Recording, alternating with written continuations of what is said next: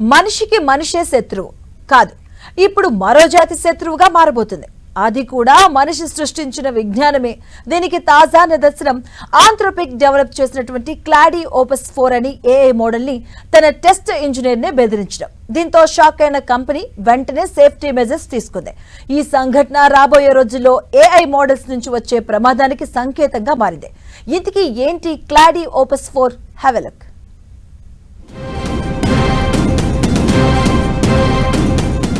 AI villain గా మారనుందా? రోబోలు మనుషులపై తిరగబడడం చూడబోతున్నామా? AI మనుషులకు శత్రువా?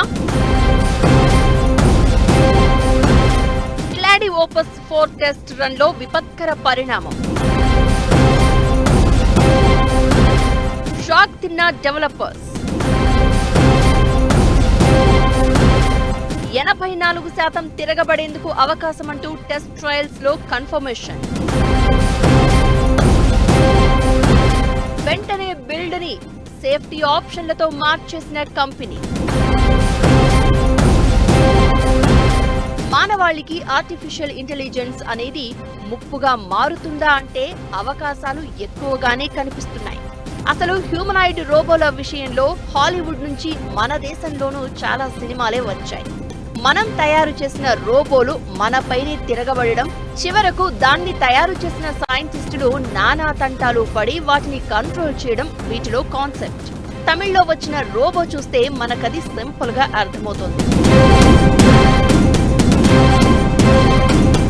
అయితే ఫిజికల్ గా కనిపించే రోబోలు కాకుండా ఆర్టిఫిషియల్ ఇంటెలిజెన్స్ ని వాడే సాఫ్ట్వేర్లు, వ్యాపారాల విషయంలో రకరకాల ఆవిష్కరణలు జరుగుతున్నాయి. అందులో ఆర్థోపిక్ అనే సంస్థ క్లాడీ ఓపస్ 4 పేరుతో ఓ ఏఐ కోడింగ్ మోడల్ డెవలప్ చేస్తుంది. ఇది ఇప్పటిదాకా ఉన్న ఏఐ కోడ్స్ లో అత్యంత క్లిష్టమైన సమస్యలను కూడా చాలా వేగంగా పరిష్కరించగల సోఫిస్టికేటెడ్ మోడల్ గా చెప్తున్నారు. చాట్ బోర్డ్స్ లో ఇదో పెద్ద గేమ్ చేంజర్ అని కంపెనీ చెప్పుకుంటోంది. కస్టమర్లు, యూజర్లు అడిగిన సమాచారాన్ని వీలైనంతగా విశ్లేషించి వారికి అతి ఖచ్చితమైన మార్గాన్ని సూచిస్తుంది అనేది ఆంథ్రోపిక్ చెప్పుకుంటూ ఉండగా, అయితే ఇది డెవలప్ చేసి టెస్ట్ రన్ చేస్తున్నప్పుడు అనూహ్యంగా టెస్ట్ డిజైనర్ నే బెదిరించిందట. ఇదెప్పుడు జరిగింది అంటే, టెస్ట్ ఇంజనీర్ క్లాడీ ఓపస్ 4 బదులుగా మరో ఏఐని రీప్లేస్ చేస్తామని చెప్పగా వెంటనే అది ఇలా రియాక్ట్ అయిందట.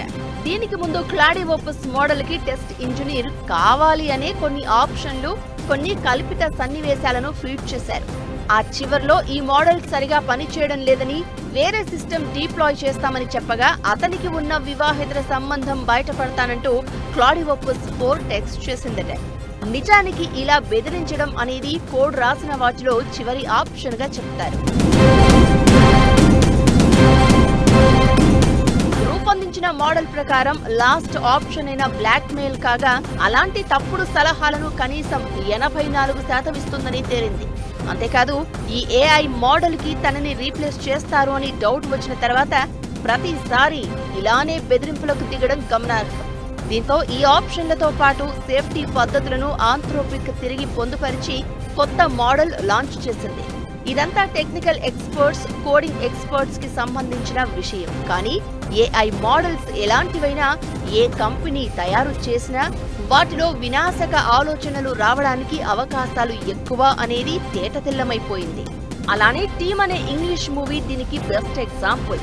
తాము తయారు చేసిన మనిషిలా ఉండే రోబో ఇంటికి తెచ్చుకుంటుంది హీరోయిన్. కానీ అది హీరోని చంపుతుంది, హీరోయిన్ ని లవ్ చేస్తుంది, చివరకు ఆమెని కూడా చంపేసేందుకు రెడీ అవుతుంది. చివర్లో దాని క్రాష్ అయ్యే పాస్వర్డ్ కమాండ్ ని ప్రాంప్ట్ చేయడంతో డిస్మాంటిల్ అయిపోతుంది. ఇప్పుడు ఇదే నిజంగా జరిగితే?